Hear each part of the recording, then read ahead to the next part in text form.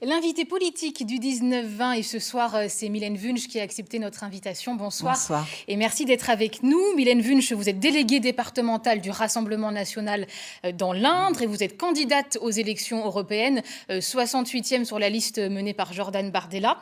D'abord, pourquoi vous présentez à ces élections alors que le Rassemblement national, ex-Front National, n'a jamais vraiment cru en l'Europe ? Alors, effectivement, on n'a jamais cru en l'Europe, mais vous parlez d'un temps qui est révolu. C'était valable en 2017 ou avant. Aujourd'hui, la configuration a complètement changé. On est dans une Europe qui souhaite revenir à une Europe des nations, souveraineté des différents pays qui forment l'Union européenne actuelle. Donc, on a toute notre place dans cette nouvelle Europe que l'on souhaite construire. Vous l'avez dit, il n'y a pas si longtemps que cela, vous preniez la sortie de l'Union européenne, le Frexit, vous preniez aussi la sortie de l'euro. Pourquoi est-ce que vous avez changé d'avis ? Vous savez, on n'est pas dans une idéologie bête et disciplinée, voilà, sortie de l'euro, quoi qu'il arrive, sortie de l'Europe, quoi qu'il arrive. Aujourd'hui, les choses ont changé. Les nations, vous l'avez remarqué, sont toutes avec des parlements qui prennent en compte les nations, c'est-à-dire qu'on a des souverainistes dans tous les parlements nationaux, et on a aujourd'hui le vent en poupe, très clairement. Après la stratégie qu'on a connue de dédiabolisation du FN, est-ce qu'il s'agit là d'une stratégie de crédibilisation ? Est-ce qu'il s'agit de montrer que le RN est plus crédible sur le fond ? Le crédible... Il a toujours été crédible, en fait. Regardez, sur la sortie de l'euro, par exemple. Regardez aujourd'hui, l'ensemble des autres listes, je parle notamment de La République En Marche ou M. Dupont-Aignan qu'on vient de voir, ont tous repris nos idées. Que ce soit le localisme, que ce soit la protection de notre nation, les frontières, tous reprennent nos idées. Donc c'est que nos idées avancent et sont quand même on ne peut plus actuelles. Si l'on comprend bien votre programme pour ces élections européennes, vous souhaitez réformer en profondeur le fonctionnement de l'Union européenne, créer une sorte d'Europe dans laquelle les États pourraient décider librement d'appliquer ou non les directives, les normes européennes. Très concrètement, comment ça peut fonctionner ?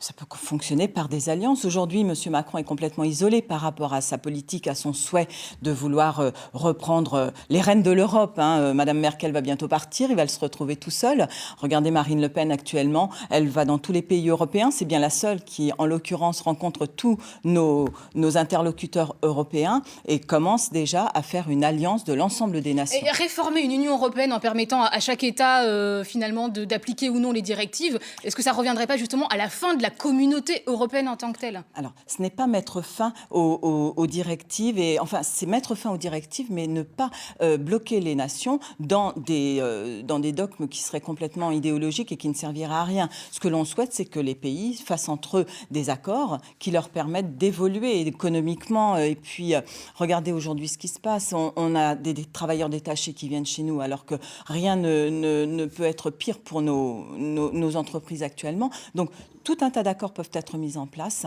C'est tout simple. En fait. Alors, à propos de votre tête de liste, Jordan Bardella, qu'on a découvert avec cette campagne, le JDD titrait récemment « Le novice aux vieilles ficelles ». On voit d'ailleurs le titre de cet article. Sous ses airs de premier de la classe, il n'hésiterait pas à utiliser les vieilles méthodes, dit-on, de l'extrême droite, fake news, xénophobie et attaques personnelles. Qu'est-ce que vous en pensez ?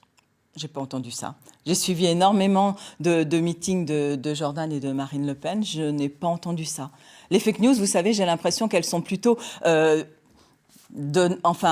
envoyées par le gouvernement. Je voudrais pas reprendre certains propos. Vous l'avez rencontré, Jordan Bardella. Qu'est-ce que vous pouvez nous dire de sa personnalité ? C'est un jeune homme très dynamique, à l'écoute et qui a une grande...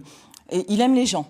Donc je pense que quand on fait de la politique, c'est ce qui est le plus important parce que quand même, on doit représenter ceux de nos concitoyens qui nous donnent leur voix. Donc c'est pour moi primordial et de toute façon, il est dans la ligne de Marine Le Pen par rapport justement à ce souhait de vouloir protéger nos concitoyens. Alors d'après les sondages, votre liste du Rassemblement national serait à peu près au coude à coude avec la liste d'Emmanuel Macron, enfin de La République En Marche, de Madame pour Loiseau, ces élections, de Madame Loiseau. N'avez-vous pas peur, comme pour la présidentielle, de l'effet d'un vote utile contre vous ? Alors là, bon, évidemment, il y a toujours ce risque, mais je comprendrais mal nos concitoyens s'ils ne décidaient pas quand même d'aller vers un vote utile, qui est le nôtre en l'occurrence, pour barrer la route à Emmanuel Macron. Regardez ce qui se passe actuellement. On a encore les gilets jaunes qui sont dehors depuis je ne sais combien de semaines. Emmanuel Macron continue sa politique. Rien ne l'arrêtera, si ce n'est justement ce barrage que l'on souhaite faire au niveau des élections européennes. Merci beaucoup, Mylène Je vous en Wunsch, prie. d'avoir été l'invitée politique ce soir.